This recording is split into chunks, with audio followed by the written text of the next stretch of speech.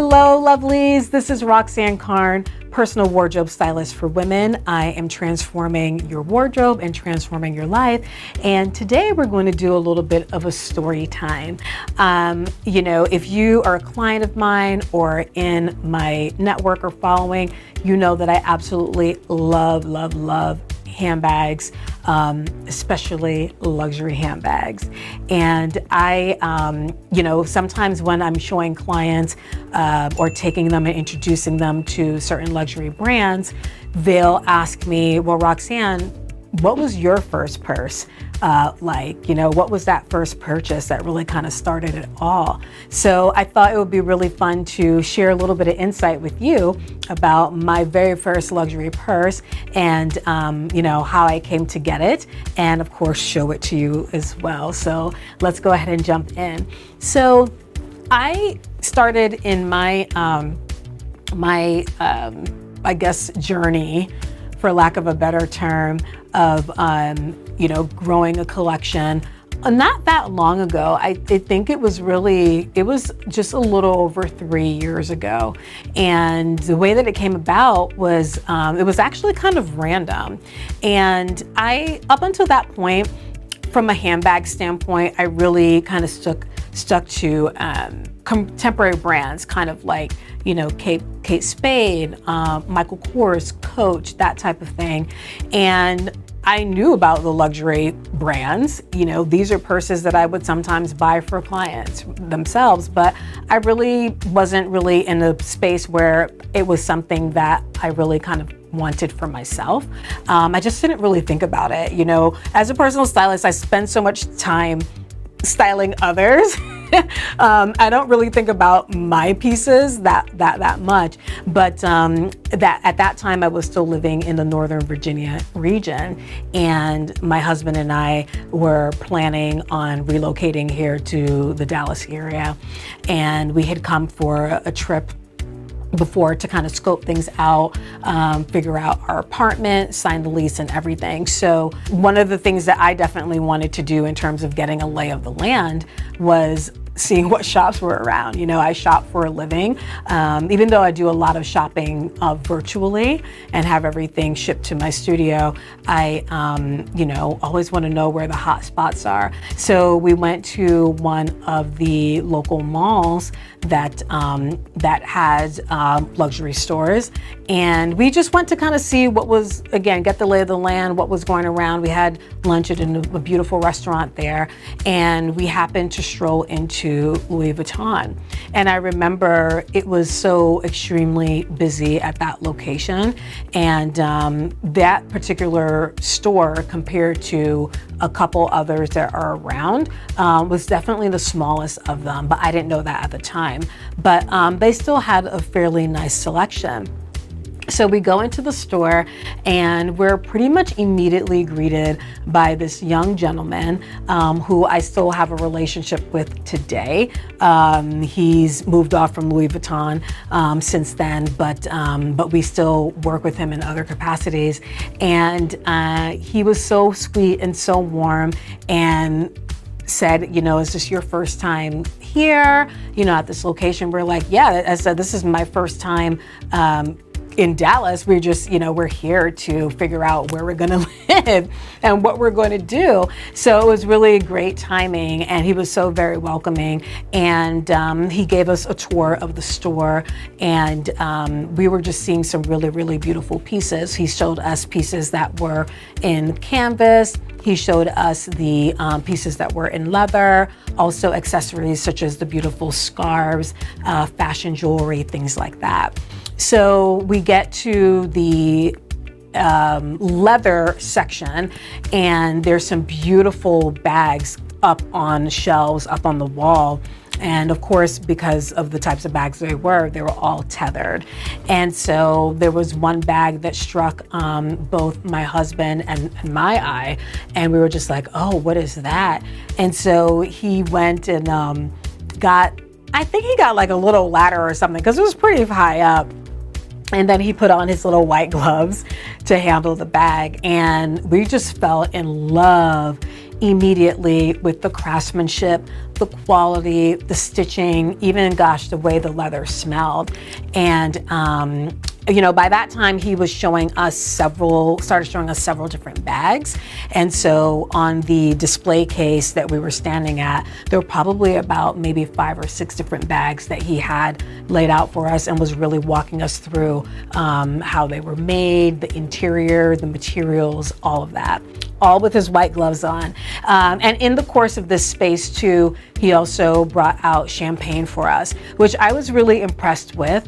You know, if you shop in the luxury space, you typically get champagne when you are an established client, or maybe have a certain amount of spend.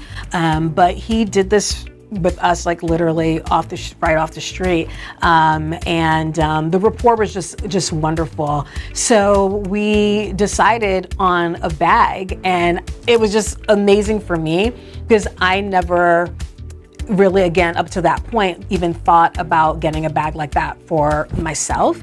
And it was really, really such a special moment. And that really was the beginning of my my love of bags that specifically come out of the luxury space. So I'm really happy to share with you today what my first luxury handbag acquisition was. It was obviously, again, from Louis Vuitton. So let me go ahead and open her up. And here we have the beautiful Capucine. Absolutely gorgeous, gorgeous classic bag.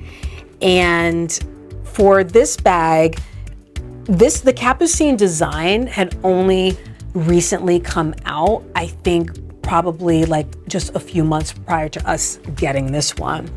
And this was really kind of earmarked to be Louis Vuitton's new classic bag. So fast forward 3 years later, we're seeing this style bag in a lot of different variations, from materials, exotics, and so on.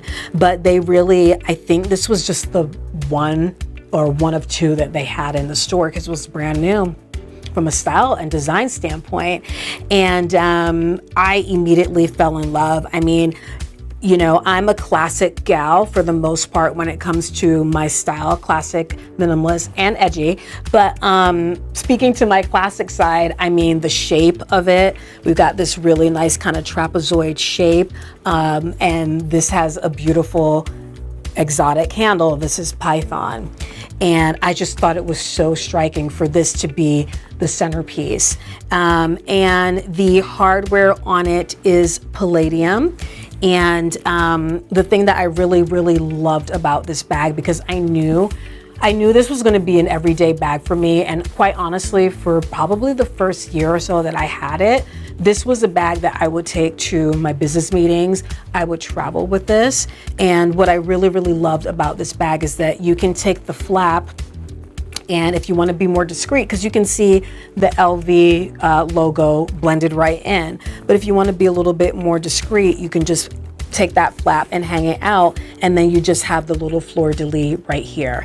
So you're not kind of advertising, oh, this is a Louis Vuitton bag. Back then, because the design was so new, like a lot of people didn't really know what it was. I think maybe now it's more recognizable, but a lot of people, when they see it this way, may not even know that this is a Louis Vuitton bag. And I like that because it's very, very understated.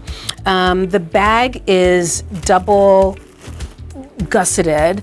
So it has a front portion and a back compartment, and I keep my bag stuffed. If you haven't seen my video on handbag care tips, make sure that you check that out, and I give you a nice rundown on how to best care for your bags. But I kept this one stuffed just to maintain its shape, and I'm going to come back to that in a moment because I do want to tell you something about that. But as you can see, I mean, this bag holds quite a lot.